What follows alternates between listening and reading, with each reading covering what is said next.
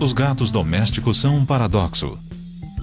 Eles vivem com as pessoas desde o início da civilização.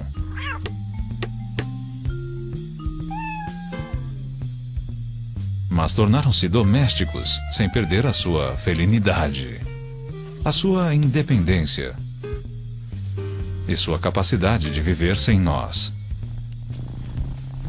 Porém, é óbvio que eles gostam de gente e que muita gente gosta deles. Gatos e pessoas vivem em parceria.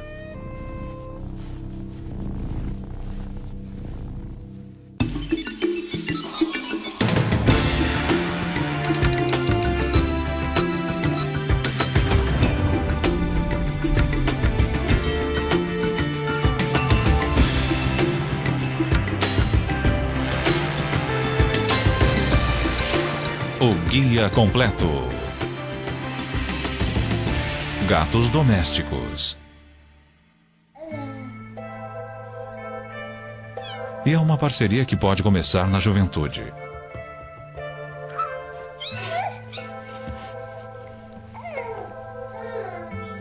Os gatos, porém, vivem menos que as pessoas e não podem se dar ao luxo de uma infância longa. Um bebê de 6 semanas, a mesma idade desses gatinhos, não consegue correr, pular e explorar.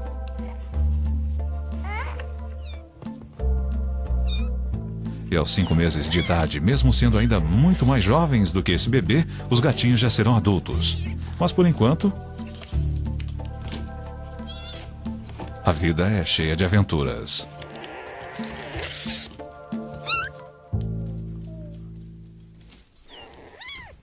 Com apenas 6 semanas, eles já estão desenvolvendo a ampla gama das habilidades felinas. Só falta aperfeiçoar.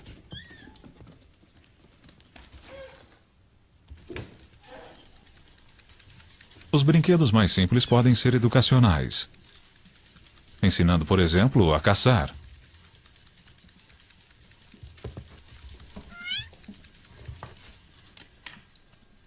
E o que é mais importante para um gato? A estreitar os laços com as pessoas. Se eles não fizerem isso agora, não o farão nunca mais. E crescerão selvagens. A convivência com as pessoas foi boa para os gatos. Com o aumento dos seres humanos, aumentaram também os gatos. Hoje existem cerca de 450 milhões de gatos no planeta, o que torna o gato doméstico a espécie felina mais bem-sucedida. E nem por isso eles perderam a sua independência. Gatos vivem tanto no centro do mundo dos homens quanto à sua margem. Um gato doméstico ainda tem todas as qualidades físicas herdadas de seus ancestrais selvagens: a elasticidade e a agilidade.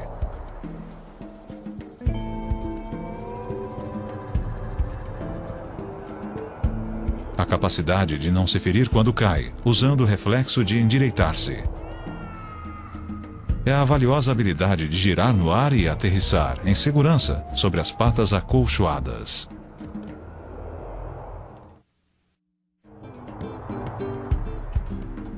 Os gatos domésticos, como os gatos selvagens, nunca fazem mais do que o necessário e passam até 18 horas por dia dormindo. Na natureza, a tendência dos gatos é caçar à noite. E os gatos domésticos conservaram os olhos de caçador, olhos que enxergam em luz 6 vezes mais fraca do que os seres humanos conseguem. Os séculos de domesticação não mudaram drasticamente o tamanho dos gatos. Nesse aspecto, quase todos são parecidos. Mas entre as raças, existem muitas outras distinções, frequentemente provocadas para satisfazer certos gostos, às vezes inexplicáveis, dos seres humanos. Mas os gatos, ao contrário de quase todos os outros animais domésticos, têm praticamente a mesma aparência e comportamento do meio selvagem. Seu relacionamento com as pessoas é uma parceria.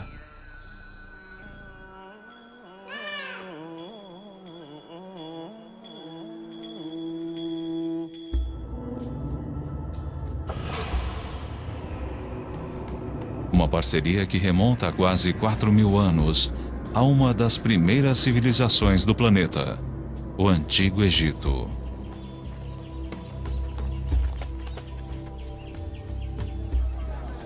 Nas casas e nas ruas do Egito, hoje existe um certo tipo de gato, esbelto e vigoroso, que é muito parecido com os primeiros gatos que se associaram ao homem.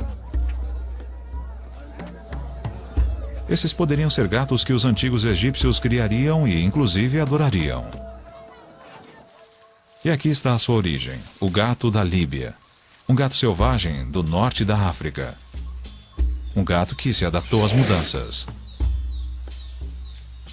A civilização egípcia cresceu com a invenção da agricultura. As pessoas começaram a guardar grãos, o que atraiu os roedores. E os roedores atraíram os gatos selvagens. Os gatos selvagens foram bem-vindos como caçadores e comedores de carniça. Assim, uma solução de convívio se formou entre os gatos e os agricultores. Com o passar do tempo, os gatos acabaram vivendo com as pessoas dentro das casas. A domesticação foi um acordo feito entre iguais. E nós nunca controlamos os gatos. No entanto, parece que até hoje nós não entendemos muito bem isso. Karen Overall é especialista em comportamento animal na Universidade da Pensilvânia. Nós não entendemos os gatos, o que é interessante, porque eles vivem com as civilizações humanas há milhares de anos. E parte do problema é que nós não domesticamos, entre aspas, ou desenvolvemos o gato como animal doméstico, como fizemos com o cão. Nós deixamos que eles ficassem conosco porque eles eram ótimos caçadores. Eles liquidavam os roedores e, portanto, controlavam as doenças. A peste negra foi extremamente limitada em algumas áreas porque os gatos matavam os ratos que carregavam as pulgas portadoras da doença. E nós queríamos que os gatos ficassem conosco, mantendo esse tipo de relacionamento sem toque. Mas nós nunca realmente trabalhamos e domesticamos os gatos para comportamentos específicos. Você não vê um gato conduzindo o gado como um border collie. Você não vai ver um gato de cego. Eles são companheiros fantásticos, mas não creio que alguém queira realmente depender de um gato para esse tipo de coisa. Eles são extraordinariamente inteligentes e mantêm toda a sua felinidade. Eles são totalmente individualistas e não damos a eles o devido crédito por isso. Atualmente existem 37 variedades de felinos. E a primeira coisa que as pessoas reconhecem em qualquer uma delas é a felinidade característica. É o jeito de se mover. A tendência de viver e caçar sozinho. O fato de que, ao contrário de outros carnívoros como os cães e ursos, eles se alimentam exclusivamente de carne. E as pessoas reconhecem essa felinidade porque os gatos convivem com elas. E são muitas vezes tão familiares quanto as outras pessoas.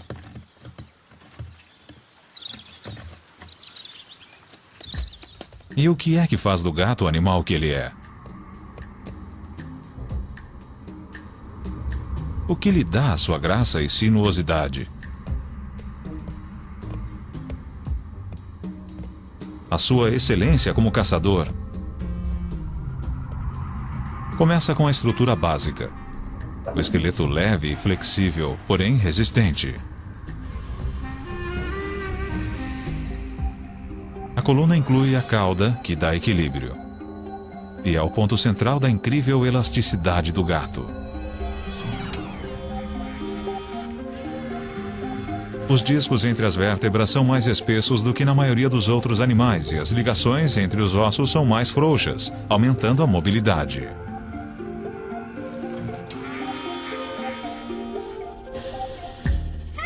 Como um bailarino fazendo ponta, o gato anda nos dedos das patas.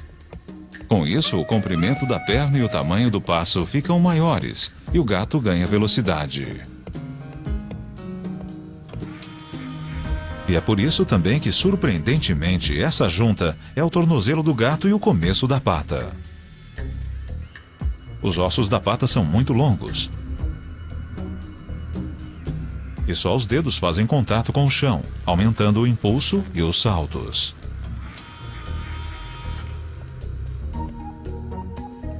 Parte do segredo da agilidade dos gatos está no desenho das suas espáduas. A clavícula fica livre e as omoplatas não estão ligadas ao esqueleto principal. Tudo se mantém unido através de ligamentos e músculos, permitindo que a espádua se mova livremente. E os músculos funcionam um pouco como molas. Eles são muito mais flexíveis do que os músculos da maioria dos mamíferos. Eles expandem e se contraem como elásticos, dando ao gato força para saltar várias vezes a sua altura. Um ser humano com músculos como os de um gato saltaria do chão ao topo de uma casa. Quando um gato salta, a força vem dos músculos das pernas traseiras. Cada músculo é feito de várias fibras musculares. Elas consomem muita energia para se contrair rapidamente, e quando afrouxam, são como catapultas. Bom para explosões de velocidade, mas cansativo demais para longos percursos. O gato é um velocista e não um corredor de maratona. O gato é também um equilibrista nato. E isso porque o seu peito é muito estreito e as suas pernas dianteiras muito próximas uma da outra. Esteja ele num galho de árvore ou em cima da cerca, ele anda como se estivesse no chão.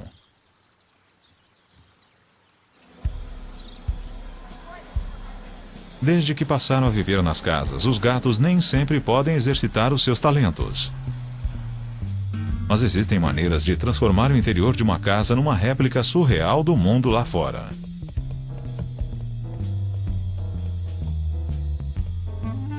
Este é o mundo que pertence a Molly, Little Jimmy, Bernard, Tom, Frank e mais 4 gatos. Como a maioria, você começa com 2 gatos. E naquela altura nós achamos que 2 era uma família perfeita. Mas uma coisa literalmente levou a outra e agora nós temos 9. E 9 gatos para nós parece normal. Nós constatamos logo no começo que quando saíamos todo dia para trabalhar, os gatos ficavam na casa. E percebemos que, se posse é 90% da propriedade, a casa na verdade era deles. Então resolvemos facilitar as coisas para os usuários, no caso os gatos. Uma coisa que nós sabemos sobre os gatos é que eles gostam de subir e andar sobre as coisas. Os gatos gostam mesmo das alturas. Eles adoram nos olhar de cima. E agora nós temos cerca de 40 metros de passarelas chegando a quase todos os cômodos. E onde nós estamos, eles estão. Como foi o seu dia hoje, Tom? Oi, Frank. Frank visita a esposa de Bob, Frances, enquanto Tom recebe toda a sua atenção. Mas por pouco tempo. Oh. Nessa ancestral parceria entre pessoas e gatos, as pessoas extraem prazer na sua parte do acordo, e os gatos aproveitam um ambiente interno tão interessante e estimulante quanto o externo. Só que mais seguro. Nós fizemos uma passarela que fosse não só propícia e divertida para os gatos, mas divertida para nós também.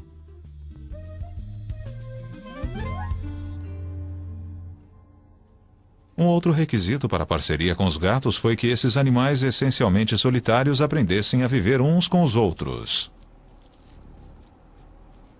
No Instituto de Antrozoologia, na Inglaterra, John Bradshaw vem estudando como os gatos se relacionam com os seres humanos e com outros gatos. Seu laboratório é o lar de 11 gatos que vivem num grupo coeso.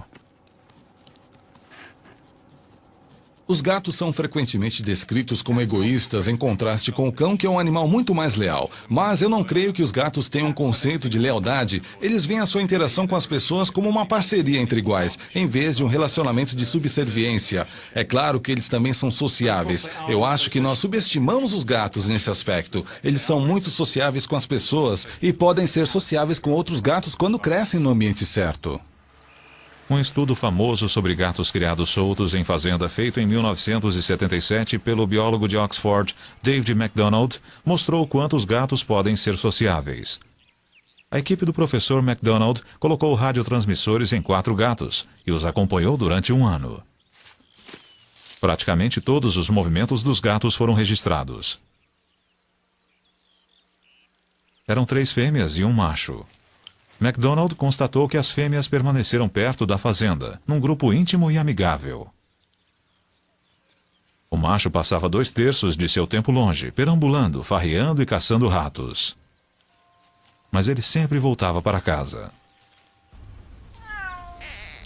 O ponto alto do estudo foi quando a equipe testemunhou uma fêmea ajudando outra a dar à luz. Ela agia como parteira, inclusive na hora de cortar o cordão umbilical. Mais tarde, as duas partilharam um abrigo e cuidaram das crias uma da outra. Esse foi o primeiro registro científico de uma cooperação tão íntima entre gatos domésticos semi-selvagens e provou que, deixados à vontade, eles podem ser animais muito sociáveis.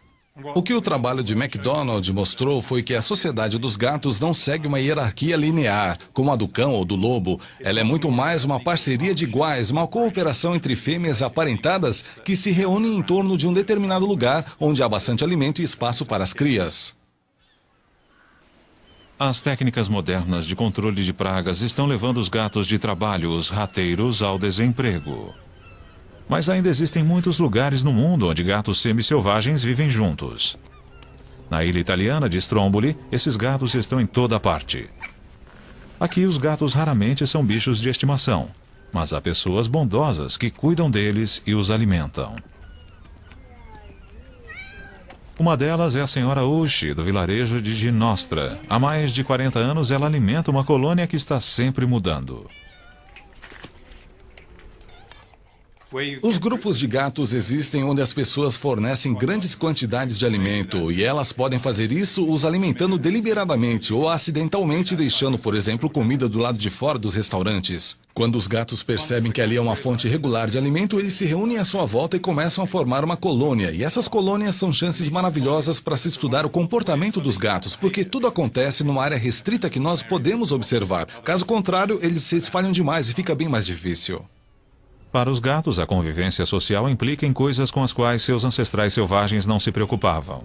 Por exemplo, a comunicação constante. Um gato selvagem pode usar o odor para marcar seu território. Mas esses gatos transformaram a marcação com odor numa linguagem. Com urina e glândulas especiais na face, eles deixam mensagens tão características quanto a voz ou uma assinatura.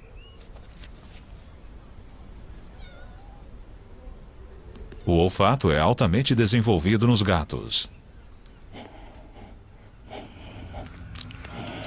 A membrana mucosa do focinho dos gatos, onde os cheiros são impressos, tem 2 vezes a área do seu correspondente humano.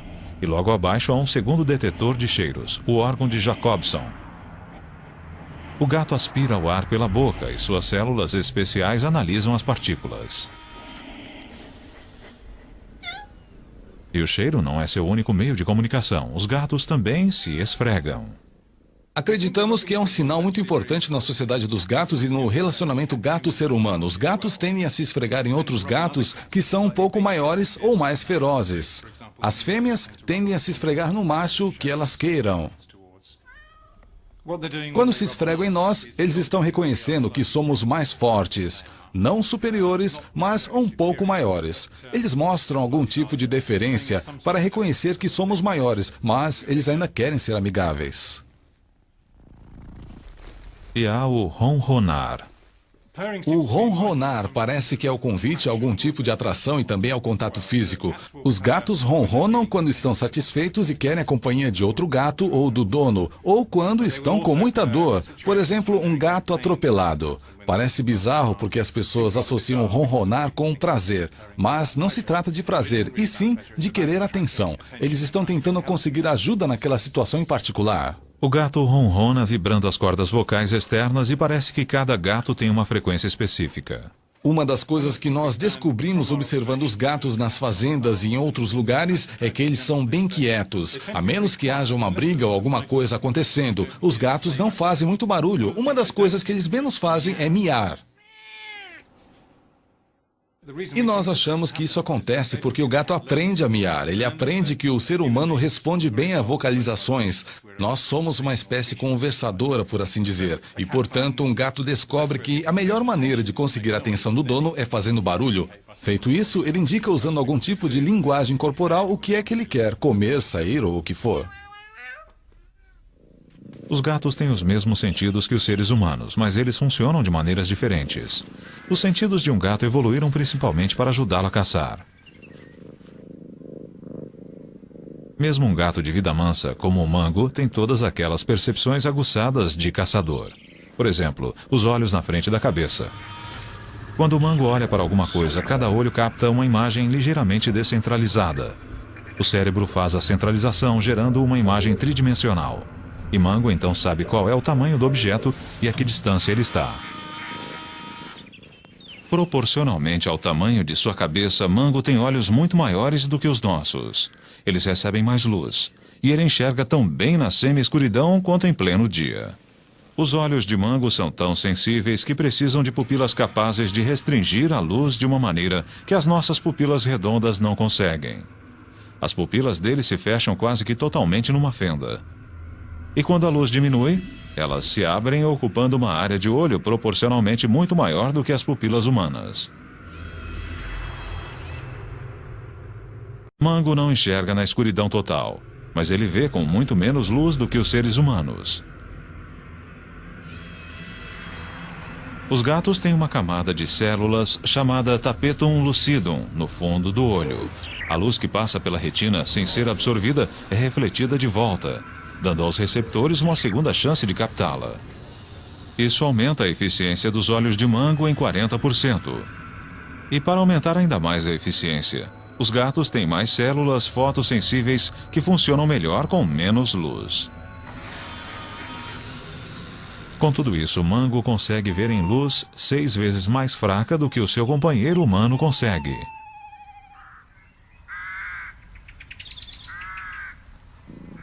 Mas os gatos não são melhores que os humanos em tudo. Mesmo que ele pudesse ser ensinado, Mango jamais conseguiria ler. Seus olhos não são bons para os pequenos detalhes e ele vê uma página impressa como uma folha cinza.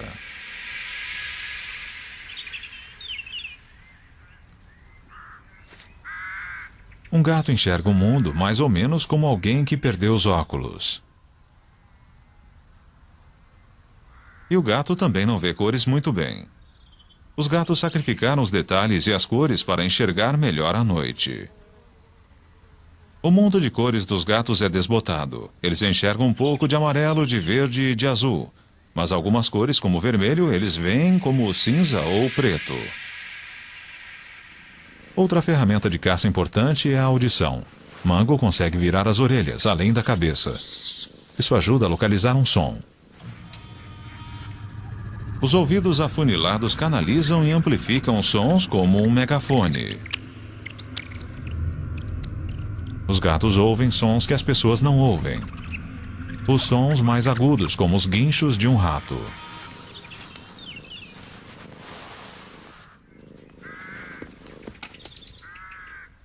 E quando um gato ouve um guincho, ele tem que saber exatamente de onde ele veio.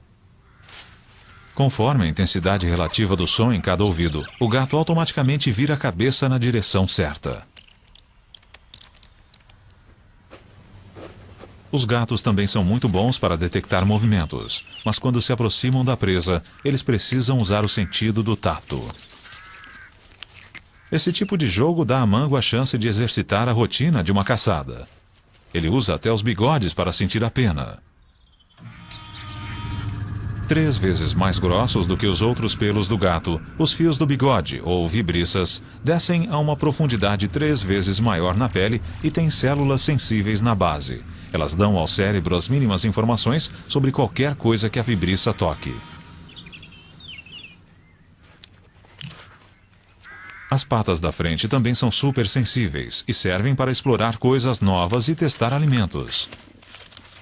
As almofadas das patas sentem a velocidade do que passa sobre elas. A informação vai das patas ao cérebro com velocidade de corrente elétrica. Um gato consegue aprender muito sobre alguma coisa simplesmente alisando ou tocando de leve. Os sentidos dos gatos foram aperfeiçoados para caçar, mas eles também são úteis no acasalamento. Quando uma fêmea está pronta para procriar, ela libera odores que são percebidos pelo órgão de Jacobson no nariz do macho.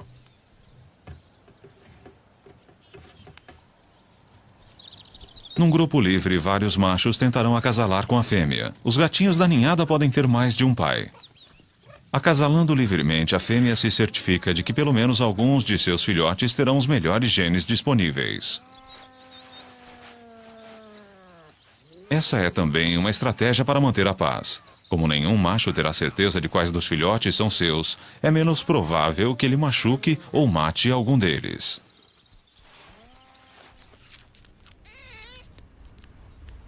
Os gatinhos nascem totalmente vulneráveis. Apesar de cobertos de pelos, eles não conseguem regular a própria temperatura. E também são cegos, surdos e incapazes de andar.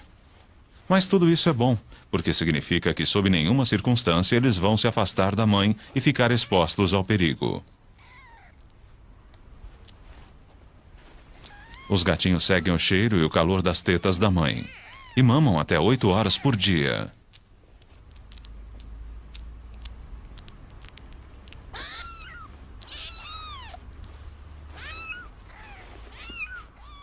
Quando não estão mamando, só há uma outra coisa que eles podem fazer: dormir.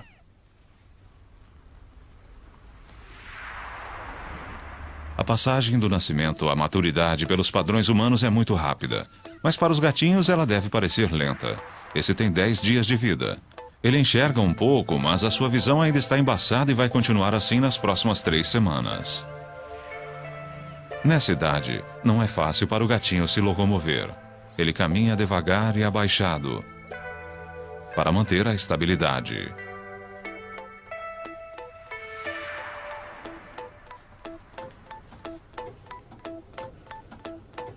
Com 3 semanas, o gatinho já está de pé e andando, embora ainda um pouco trêmulo.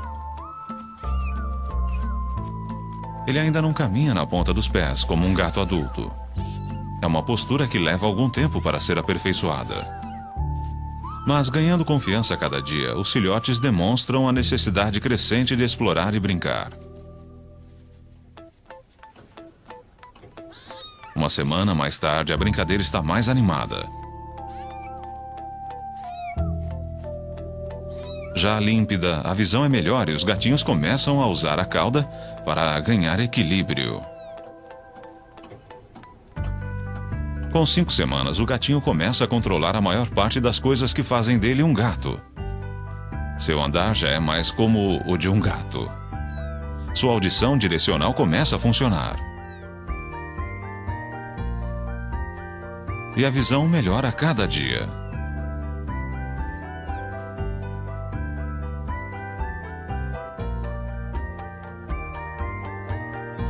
Com 6 semanas, andar não basta. As brincadeiras e a limpeza estão se desenvolvendo.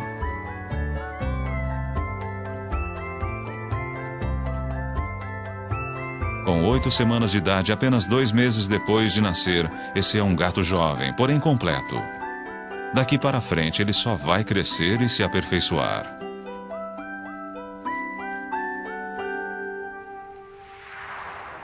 O padrão de desenvolvimento é praticamente o mesmo para todos os tipos de felinos. Mas os gatos domésticos têm mais um aprendizado importante.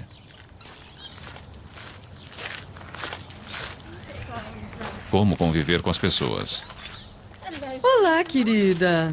Essas pessoas em Bristol, na Inglaterra, são voluntários que acariciam gatos perdidos e abandonados. Ah, boa menina. Tudo bem, meu bem. Ah, nenê. Ah, olha só que gatinhos lindos você tem. Ao contrário do que as pessoas imaginam, os gatinhos não nascem com a capacidade de interagir conosco, eles têm que aprender. É um aprendizado que começa quando seus olhos se abrem e termina por volta de 7 ou 8 semanas de idade. O gato que recebe muita atenção e que é manuseado bastante nessa idade tende a crescer ligado às pessoas. Ele vai gostar de pular no colo e ser acariciado. Um gato que é pouco manuseado vai ser mais arredio, do tipo que tolera a presença humana, mas não a procura. Se eles não encontrarem pessoas nesse período crítico, é pouco provável que sejam amistosos. A tendência é que sejam selvagens. Gatinhos de rua que não são acariciados nunca terão essa vida. A voluntária Dawn England. Nós procuramos colocá-los num ambiente o mais parecido possível com uma casa, com cortinas, tapetes e cadeiras. Assim, quando eles forem para uma casa, não vão ficar desconcertados e saberão o que esperar. A intenção é que os gatinhos sejam fáceis de lidar. É claro que as pessoas nos dizem como eles são bons gatos, bem domesticados, e é isso que nós queremos.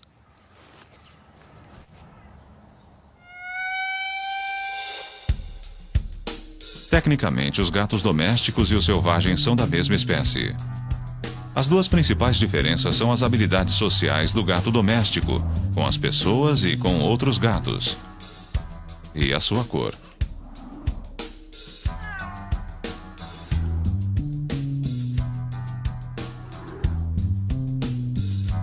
O gato doméstico não precisa de camuflagem.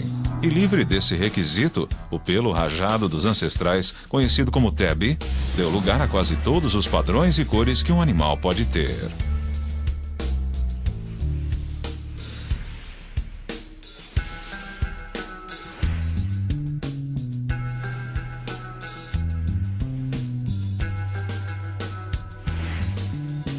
O preto foi a primeira cor nova. Há cerca de 2.500 anos, os fenícios conseguiram contrabandear gatos do Egito e usar como rateiros nos navios. E muitos desses gatos eram pretos.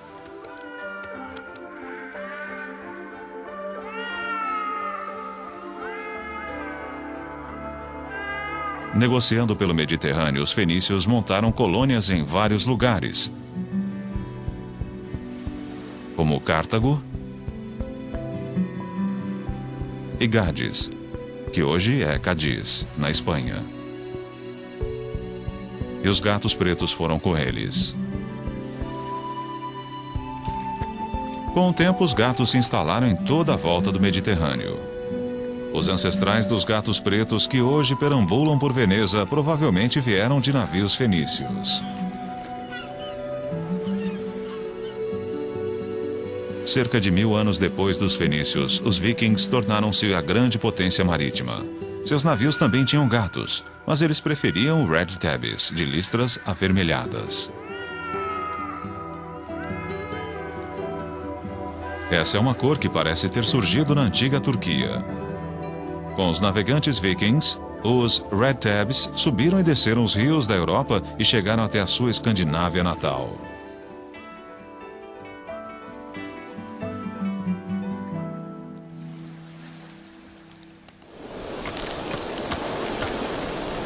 Foi nos navios que os gatos de todas as cores espalharam-se pelo mundo.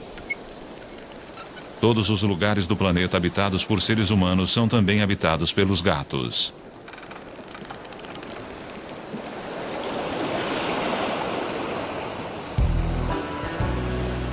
E onde os gatos foram à Terra, sua vida misturou-se à nossa. Esta é Miami, na Flórida, a sede de uma das exposições de gatos mais chiques dos Estados Unidos. Esses não são gatos domésticos criados ao acaso. São gatos de raça, concorrentes caros, trazidos aqui para ganhar prestígio e prêmios para os donos.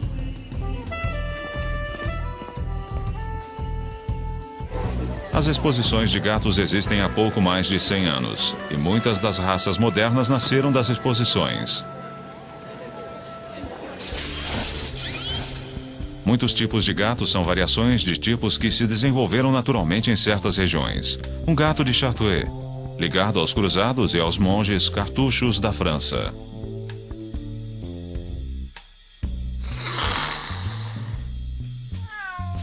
O Angorá, que remonta à antiga Turquia. De lá para cá ele mudou pouco e deu origem ao peludo gato persa.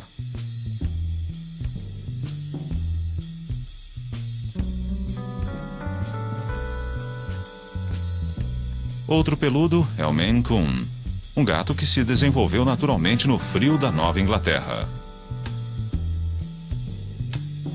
O gato abissínio é uma variedade antiga. Até hoje, esses animais elegantes têm o visual dos primeiros gatos que se associaram ao homem. Foi uma mutação natural que deu forma ao bobtail japonês. Mas hoje ele é uma raça pura.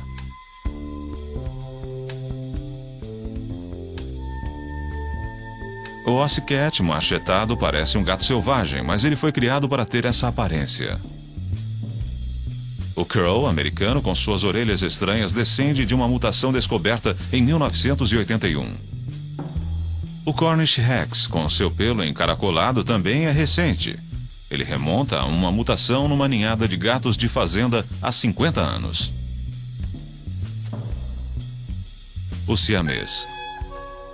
Elegante e inteligente, é um dos gatos de raça preferidos no mundo todo. Essa é também uma raça antiga, cujas origens remontam ao Sião, a atual Tailândia.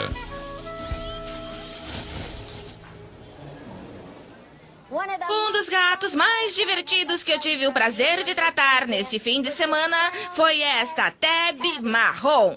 O que eu mais gostei nesta gata foi a fantástica harmonia da cabeça, o focinho curto, o crânio arredondado e a expressão linda, linda, mesmo que ela esteja um pouco para o selvagem. Campeã da exposição, melhor gato da exposição! Os gatos são diferentes de todos os outros animais domésticos porque eles não são criados para um propósito particular, apenas para satisfazer os vários gostos humanos. E quando mudam os gostos, mudam os gatos. Uma exposição de gatos há pouco mais de 40 anos e um gato persa inscrito. Um gato persa inscrito hoje. Dita moda que agora os gatos persas não precisam de focinho. E no processo de achatar o focinho, os criadores acabaram obtendo um animal com dutos lacrimais distorcidos e olhos que choram sem parar. O siamês atual, uma tentativa de recriar o que os ocidentais consideram um visual oriental. Um animal magro e frágil, com problemas de saúde e reprodução. Há 40 anos, um concorrente siamês era mais parrudo do que os de hoje, mas ainda era mais elegante e exótico do que os gatos comuns. Outras variações modernas do siamês. A face não é mais redonda, é triangular. E eis o triunfo da arte dos criadores. O Sphinx, um gato sem pelos. Mas esses são os aristocratas no mundo dos gatos. Longe da aristocracia felina de Miami existem gatos assim. Gatos de rua.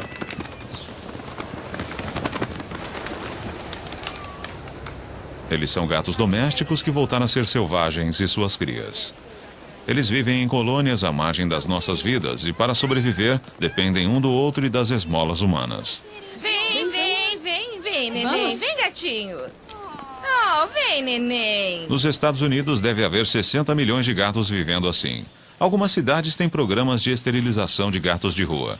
Aqui em Orlando, na Flórida, fica a sede do CARE, um grupo de atendimento aos gatos. Connie Graham e Barbara Logan capturam e levam gatos para a castração. Eu estou mesmo querendo um macho amistoso, bege e branco. Que idade você acha que ele tem?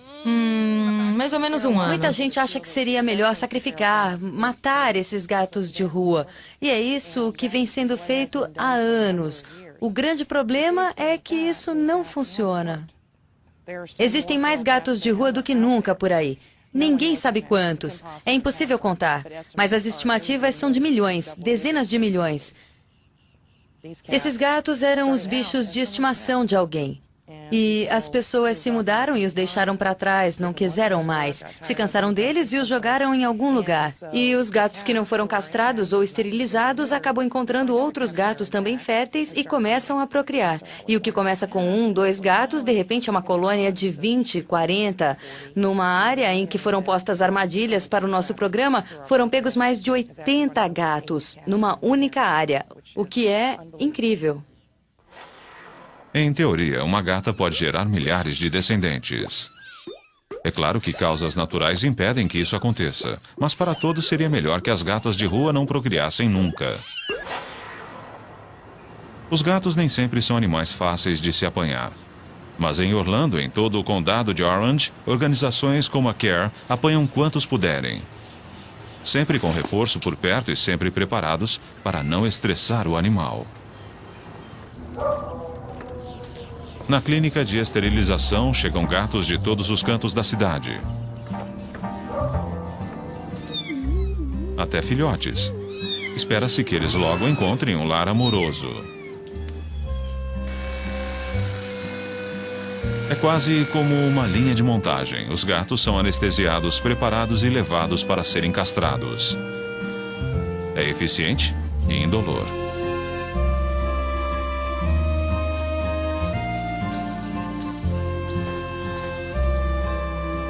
Muitos são soltos no mesmo dia, mas outros ficam em observação até o dia seguinte, para se ter certeza de que estão bem e de que a anestesia perdeu o efeito. A maioria volta para a colônia de onde veio e continua sua vidinha. Você está em casa, pequenino. Sabe onde está? Voluntários fazem visitas periódicas e levam comida. Ah, que bom menino. Bom menino. Se nós ajudarmos um pouquinho, esterilizando e vacinando contra algumas doenças que eles podem pegar, eles terão uma chance muito melhor de viver uma vida normal e, inclusive, longa. Nós não acreditamos que mortos eles estariam melhor. A vida é preciosa e a morte é uma coisa que todos temos que enfrentar. Mas a morte desnecessária é uma coisa que queremos evitar. Provavelmente não haveria tantos gatos de rua se as pessoas entendessem melhor os gatos e o que é preciso para tê-los. Classe, eu tenho o prazer de trazer hoje um convidado especial. O nome dele é E como os Hector. gatinhos aprendem sobre as pessoas, as crianças precisam aprender sobre os gatos. Quem tem um gato em casa? Ótimo, Roberto e Alexis têm gatos em casa. Como é o nome do seu, Roberto? Tico. Alexis, qual é o nome do seu gato? Fluffy. Fluffy. Bom, o Hector vai entrar com 3 gatos especiais. E nós vamos acariciá-los, vamos aprender seus nomes e chamá-los. E vamos aprender coisas especiais sobre eles. Prontos? Pronto! Ótimo. Em Miami, Hector Castaner e seus gatos, conhecidos como Buster e a equipe F, levam a mensagem às escolas. Veja o que eu trouxe hoje. Ai, que lindinho! Este é o Flashback. Este é o Buster. Eu quero o Buster. Sim, senhor. Buster, vem. Qual é o nome dele? Fale com ele. Eu quero segurar no Buster, Eu quero brincar com ele. Esse gato está ajudando as pessoas a ajudar os gatos. E existem gatos que ajudam pessoas a ajudar pessoas. Marilyn, acho que encontrei as amostras que estávamos procurando dos guepardos do norte da África. Que bom! Stephen O'Brien, do Instituto Nacional do Câncer. Nós nos interessamos pelos gatos há cerca de 15 anos, quando percebemos que existe uma série de doenças que são fatais nos seres humanos e também nos gatos. Foi no final da década de 80 que a versão felina do vírus da AIDS foi descoberta. E nós tivemos a curiosidade de saber se o vírus que estava causando a doença semelhante à AIDS nos gatos domésticos havia atingido alguma outra espécie de felino. Talvez estivéssemos no início de uma epidemia que iria dizimar todos os felinos, como as populações humanas estavam sendo dizimadas onde surgiram epidemias de AIDS. Era uma perspectiva horrível. 36 espécies de felinos no mundo, quase todas já em risco de extinção. E agora ameaçadas, por incrível que pareça, pela AIDS. Mas quanto mais amostras de sangue de várias espécies de felinos o Instituto coletava, mais parecia que havia algo além nessa história.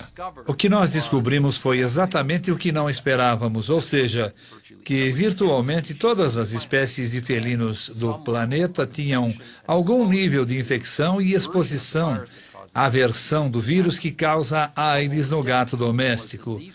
Mas a diferença é que esses felinos, os felinos selvagens, pelo menos os que examinamos, não estavam adoecendo. Eles não desenvolveram a deficiência imunológica e isso era um mistério.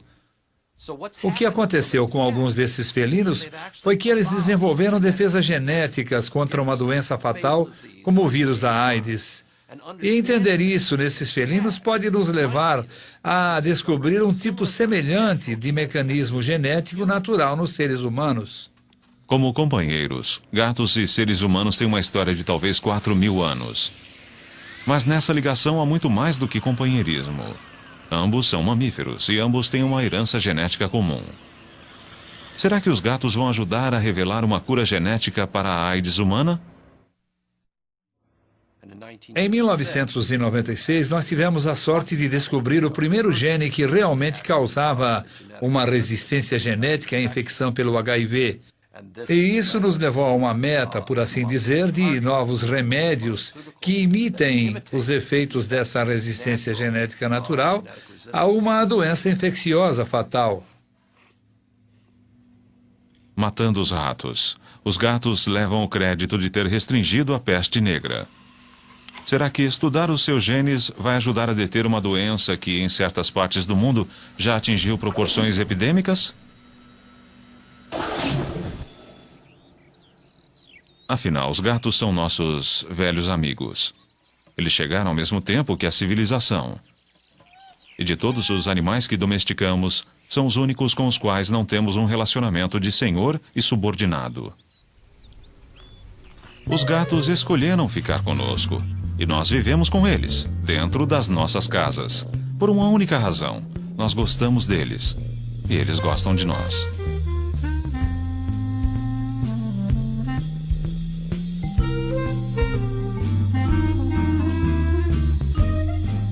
Versão brasileira DPN Santos.